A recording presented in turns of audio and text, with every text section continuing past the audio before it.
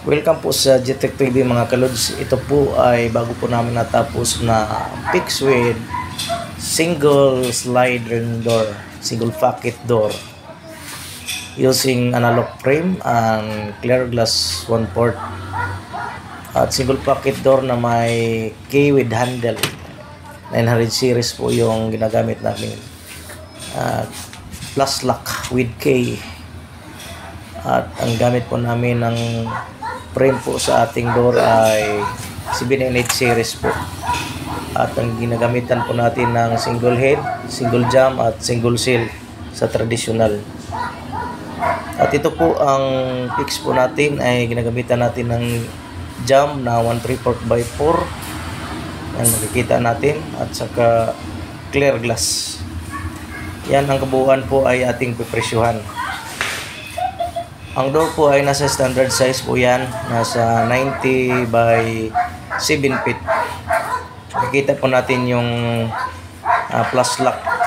Yan, mga tinatawag yan plus lock sa 900 series po ginagamit namin mga kalods.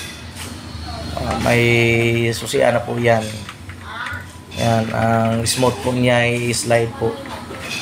Yan, single seal, single head, at single jump sa traditional na ginagamit namin. Dapat ang mga screw po natin yan ay mga stainless na po.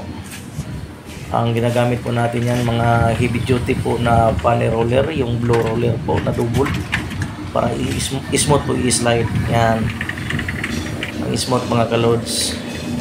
Ang presyo po niyan mga kalods, ang ating single pocket door nasa standard size po ay nasa 12,000 po yan. Kasama na po yan lahat.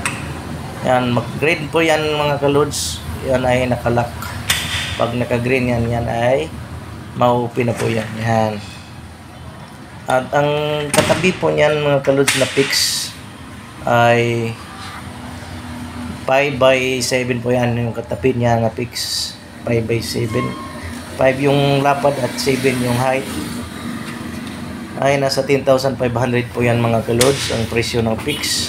Kaya kabuuan po nito lahat kasama ang door ay nasa 22,500. Yan lahat using clear glass and analog frame. Maraming salamat mga kalods.